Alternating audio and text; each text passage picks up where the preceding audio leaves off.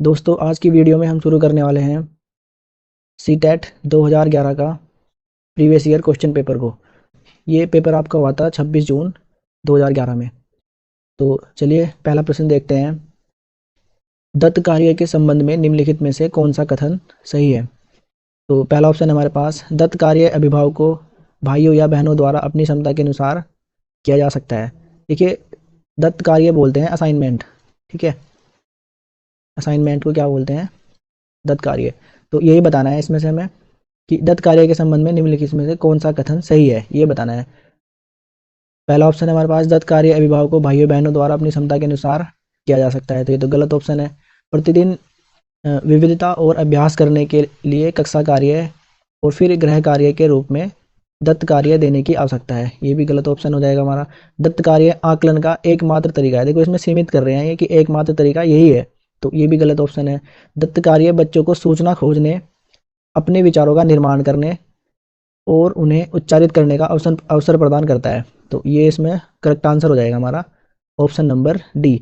ठीक है, क्योंकि इसमें देखो पॉजिटिव वर्ड मिल रहे हैं हमें। एक तो ये सूचना खोजने, दूसरा अपने विचारों का निर्माण करने, है ना, और लास्ट में सबसे बड़ा ये मिला है अवसर प्रदान करता है। ठीक है, तो बच्चों को अवसर देंगे उतना जल्दी वो सीखेंगे। तो ऑप्शन नंबर डी इसमें हमारा करेक्ट आंसर हो जाएगा। अगला प्रश्न हमारे पास, पर्यावरण अध्ययन। पर्यावरण अध्ययन की कक्षा में सरल प्रयोग और निदर्शन किए जा सकते हैं। ऑप्शन है हमारे पास, कक्षा में अनुशासन को सुनिश्चित करने हेतु, बच्चों को नियंत्रित करने के लिए, बच्चों को स्वयं सीखने के योग्य बनाने और अवलोकन कौशलों को पैदा करने के लिए, उच्च कक्षाओं में क्या किया जाता है उसका अनुकरण करने के लिए, बच्चों द्वारा पूछे गए प्रश्नों पर आधारित विचारों पर चर्चा करने, अवलोकनों को दर्ज करने तथा उनका विश्लेषण करने के लिए। तो इसमें हमारा option number B correct answer हो जाएगा। ठीक है, क्योंकि बच्चों को स्वयं सीखने के योग्य बनाने, है ना। क्या पूछ रहे हैं वो कि पर्यावरण अध्ययन की कक्षा में सरल प्रयोग और निदर्शन किए जा सकते हैं। क्यों किए जा सकते हैं? क्योंकि बच्चों को स्वयं सीखने के योग्य बनाने और अवलोकन कौशलों को पैदा करने के लिए। ठीक है, पॉजिटिव वर्ड क्या मिल रहा है हमें? स्वयं सीखने के लिए योग्य बनाना उनको। तो यही इसमें हमारा करेक्ट आंसर हो जाएगा। ठीक है, ऑप्शन नंबर बी। अगला प्रश्न है हमारे पास, दुर्गा एक गांव में रहती है और लकड़ी या गोबर के उपले के ईंधन का इस्तेमाल करते हुए चूल्हे पर खाना पकाती है। पिछले 3 महीनों से उसे तेज खांसी आ रही है। इसका कारण हो सकता है, तो ये बताना है। उसकी झोंपड़ी के अंदर और बाहर प्रदूषण तथा वृद्धावस्था, ईंधन ईंधन के जलने से उत्पादित कार्बन मोनोऑक्साइड या उसके श्वसन नली में जम गई होगी। जलते हुए ईंधन से उत्पादित काला धुआं उसके श्वसन नली में जम गया होगा। जलते हुए ईंधन के धुएं से उसे एलर्जी हो गई होगी। तो ऑप्शन नंबर इसमें हमारा सी करेक्ट आंसर हो जाएगा, क्योंकि जलते हुए ईंधन से उत्पादित जो काला धुआं निकल रहा है, ठीक है, किस प्रकार के एक गांव में रह रही है वो। ठीक है, ये दिया हुआ गांव में, और लकड़ी या गोबर के उपले के ईंधन का इस्तेमाल करते हुए खाना पकाती है वो। ठीक है, तो पिछले 3 महीनों से उसे तेज खांसी आ रही है, इसका कारण बताइए। तो इसका कारण यही हो सकता है। ठीक है, इसका कारण क्या हो सकता है ये बताना है। तो इसका कारण सबसे ऑप्शन नंबर सी इसमें हमारा करेक्ट आंसर हो जाएगा। ठीक है, जलते हुए ईंधन से उत्पादित जो ईंधन वो जला रही है, क्या जला रही है वो? लकड़ी और गोबर के उपले। तो उससे जो उत्पन्न हुआ काला धुआं है वो उसके श्वसन नली में जम गया होगा, इस वजह से उसको तेज खांसी आ रही है। तो ऑप्शन नंबर सी इसमें हमारा करेक्ट आंसर हो जाएगा। अगला प्रश्न है हमारे पास, एक विद्यालय ने राजस्थान के लिए कक्षा 5 के बच्चों के शैक्षिक भ्रमण की योजना बनाई। भ्रमण के दौरान बच्चों से आपकी क्या अपेक्षाएं रहेंगी? तो ये बताना है इसमें। पहला ऑप्शन है हमारे पास, चीज़ों के बारे में बिना कोई प्रश्न पूछे सभी का अवलोकन करना चाहिए, उन्हें आनंद उठाना चाहिए, उन्हें उन्हें ध्यान से अवलोकन करना चाहिए, टिप्पणियाँ दर्ज करनी चाहिए और बाकी बच्चों तथा शिक्षकों के साथ अपने अवलोकनों को बांटना चाहिए। तो यही ऑप्शन नंबर सी इसमें हमारा करेक्ट आंसर हो जाएगा। ठीक है, यदि यदि उनके यदि उनके कोई प्रश्न हो तो उन्हें दर्ज कर लेना चाहिए और अपने घर पहुंचने के बाद अभिभावकों से उन्हें पूछना चाहिए। देखो, अभिभावकों से पूछने के लिए तो वो आ नहीं रहे हैं स्कूल, है ना, तो ये तो गलत ऑप्शन है। तो ऑप्शन नंबर ये भी गलत ऑप्शन है ना, आनंद उठाना चाहिए, बिना कोई प्रश्न पूछे सभी का अवलोकन करना चाहिए। सबसे बेस्ट ऑप्शन इसमें हमारा ऑप्शन नंबर सी हो जाएगा।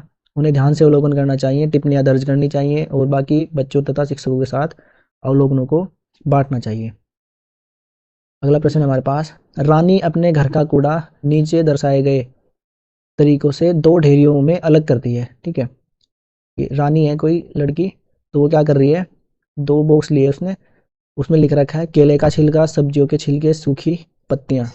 और एक बॉक्स लिया उसने, उसमें लिखा है जैम की बोतल, सॉस की बोतल, उपयोग में लाई गई टूथपेस्ट ट्यूब, है ना, और प्लास्टिक के खिलौने। तो रीना ने रीना ने 2 ढेरियों में कूड़ा निम्न आधार पर अलग किया, और ये बताना है हमें। तो ऑप्शन है हमारे पास, पहला ऑप्शन है दुर्गंध, दुर्गंध है, दुर्गंध रहित है। अपघटित होने, अपघटित नहीं होने वाले। पुनः चक्रण किया जा सकता है, पुनः चक्रण नहीं किया जा सकता। घरेलू कचरा है, औद्योगिक कचरा है। ऑप्शन नंबर बी इसमें हमारा करेक्ट आंसर हो जाएगा। ठीक है, ये वाला, क्योंकि ये कैसे पदार्थ हैं, अपघटित होने वाले, है ना। इस बॉक्स में जो वो इकट्ठे कर रही है, ये सारे पदार्थ कैसे हैं, अपघटित होने वाले। और इसमें जैम की बोतल, सॉस की बोतल, उपयोग में लाई गई टूथपेस्ट, इसमें यानी कि ये प्लास्टिक का सामान यूज कर रही है। और इसमें फल और सब्जियों का सूखा जो कचरा है उसको इकट्ठा कर रही है। तो ये अपघटित होने वाले पदार्थ हैं ये वाले सब, और ये अपघटित नहीं होने वाले, इसलिए ऑप्शन नंबर बी इसमें हमारा करेक्ट आंसर हो जाएगा। अगला प्रश्न है हमारे पास, दोपहर के भोजन अवकाश के बाद, दोपहर के भोजन अवकाश के बाद यानी कि लंच के बाद, है ना, पर्यावरण अध्ययन पढ़ाते समय आप यह पाते हैं कि बच्चे पाठ में रुचि नहीं ले रहे हैं, आप क्या करेंगे, ये बताना है। तो पहला ऑप्शन है हमारे पास, बच्चों से कहेंगे कि वे डेस्क पर सिर रखकर आराम करें, ये तो गलत ऑप्शन हो जाएगा। अगला है, पाठ को रोचक बनाने के लिए बहुआयामी बुद्धि पर आधारित दृश्य श्रव्य सामग्रियों का प्रयोग करेंगे। ठीक है, लंच के बाद बच्चे क्या हो जाते हैं, थोड़ा बोर हो जाते हैं, तो अगर उनको हम दृश्य श्रव्य सामग्रियों का प्रयोग करके कुछ सिखाएंगे तो वो ज़्यादा बेटर सीख पाएंगे। ठीक है, तो पाठ को रोचक बनाने के लिए बहुआयामी बुद्धि पर आधारित दृश्य श्रव्य सामग्री का प्रयोग करेंगे। ऑप्शन नंबर बी ही इसमें हमारा करेक्ट आंसर हो जाएगा। सी दे रखा है, प्रकरण को तुरंत बदल देंगे। ठीक है, टॉपिक थोड़ा ही बदलेंगे हम इसमें, ये भी गलत ऑप्शन हो जाएगा। बच्चों को बाहर मैदान में खेलने के लिए ले जाएंगे, ये भी गलत ऑप्शन हो जाएगा। ऑप्शन नंबर बी इसमें हमारा करेक्ट आंसर हो जाएगा। ठीक है, अगला प्रश्न है हमारे पास, पर्यावरण अध्ययन के शिक्षक के रूप में आप बच्चों को चिड़ियाघर ले जाने की योजना बनाते हैं, आप बच्चों को निम्नलिखित में से कौन सी गतिविधि की अनुमति नहीं देंगे, ये बताना है। ठीक है, कि कौन सी गतिविधि की अनुमति आप नहीं देंगे। पहला ऑप्शन है इसमें हमारे पास, चिड़ियाघर के विभिन्न जानवर कौन सा भोजन खाते हैं, यह पता लगाना। तो इसकी अनुमति देंगे, हाँ इसकी अनुमति दे देंगे, इसकी अनुमति दे सकते हैं। ठीक है, कि कौन सा भोजन खाते हैं। और ऑप्शन नंबर बी है, चिड़ियाघर में जिन जानवरों को वे देखेंगे उनकी फोटो, एकत्रित फोटो भी ले सकते हैं। ठीक है, और चिड़ियाघर में चिड़ियाघर में उन्होंने जो देखा उसका चित्र बनाने के लिए ड्राइंग की कॉपी साथ ले जाना, ये भी अनुमति दे सकते हैं। ठीक है, चिड़ियाघर के जानवरों के लिए बहुत सारी खाने की सामग्री ले जाना, इसकी अनुमति नहीं देंगे। ठीक है, चिड़ियाघर में जानवरों के लिए बहुत सारी खाने की सामग्री ले जाना, तो ये इसमें हमारा गलत ऑप्शन है, और यही हमारा इसमें राइट हो जाएगा आंसर। ठीक है, क्योंकि वो पूछ रहे हैं कि किस चीज़ की अनुमति आप नहीं दोगे, अगर घुमाने के लिए ले जा रहे हैं तो जानवरों के लिए खाने ले जाने की अनुमति नहीं देंगे। बाकी इनसे भी बच्चे लर्निंग करेंगे, है ना, कि कौन सा भोजन खाते हैं यह पता लगाना, उनकी फ़ोटो भी खींच सकते हैं, और चित्र बनाने के लिए ड्राइंग की कॉपी भी साथ में ले जा सकते हैं, लेकिन क्या खाने की वस्तु साथ में नहीं ले जा सकते, है ना। तो ऑप्शन नंबर डी इसमें हमारा करेक्ट आंसर हो जाएगा। अगला प्रश्न है हमारा, बीज अंकुरण की अवधारणा को इस तरह सबसे बेहतर तरीके से पढ़ाया जा सकता है, ये बताना है। ठीक है, 4 ऑप्शन दिए हैं, तो उनमें से बताना है। पहला ऑप्शन है हमारे पास, अंकुरित बीजों की फोटो दिखाना, तो ये तो गलत ऑप्शन हो जाएगा हमारा, फोटो दिखा के थोड़ा ही पढ़ा सकते हैं अच्छे से हम। कक्षा में अंकुरित बीजों को दिखाना और अंकुरण की प्रक्रिया को स्पष्ट कराना, तो ये भी गलत ऑप्शन हो जाएगा। हम ये इस चीज़ का वेट थोड़ा ही करेंगे कि कब बीज अंकुरित हो रहे हैं और फिर उसको दिखाएंगे बच्चों को। बोर्ड पर चित्र बनाते समय अंकुरण के चित्रों को प्रदर्शित करना, बीज बोने, अंकुरण की विभिन्न चरणों को अवलोकन करने और उनका चित्र बनाने की गतिविधि को बच्चों को निष्पादित करने के लिए कहना। ऑप्शन नंबर डी इसमें हमारा करेक्ट आंसर हो जाएगा। ठीक है, बीज बोने, अंकुरण के विभिन्न चरणों का अवलोकन करने के लिए हम उनको बोल सकते हैं। ठीक है, और उनका चित्र बनाने की गतिविधि को बच्चों को निष्पादित करने के लिए कहना, तो ऑप्शन नंबर डी इसमें हमारा करेक्ट आंसर हो जाएगा। अगला प्रश्न है हमारे पास, मीरा और दिव्या छोटी लड़कियां हैं, मीरा समोसे, ककलेट और डबल रोटी खाना पसंद करती है, जबकि दिव्या ऐसा भोजन पसंद करती है जिसमें लौह तत्व की कमी है। मीरा और दिव्या को निम्नलिखित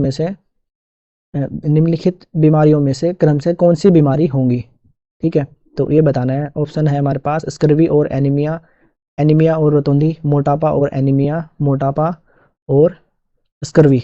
देखो इसमें ऑप्शन नंबर सी हमारा करेक्ट आंसर हो जाएगा, क्योंकि देखो दिव्या ऐसा भोजन कर रही है जिसमें लौह तत्व की कमी है। जो लौह तत्व की कमी वाला भोजन अगर खा रही है वो, तो उसको क्या खून की कमी होगी उसके शरीर में, तो एनीमिया एनीमिया होता है हमारा खून की कमी के कारण।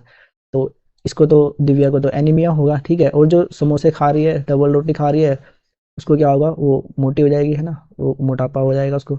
ऑप्शन नंबर सी इसमें हमारा करेक्ट आंसर हो जाएगा। अगला प्रश्न है हमारे पास, नींबू साधारण पानी में डूब जाता है लेकिन नमकीन पानी में तैरता रहता है, क्यों? ऐसा क्यों होता है ये बताना है ना। नमक वाले पानी में नींबू तैरता रहता है और साधारण पानी में डूब जाता है, ये बताना है हमें। पहला ऑप्शन है नींबू का घनत्व नमकीन पानी में कम हो जाता है। नमकीन पानी का घनत्व साधारण पानी के घनत्व से अधिक होता है।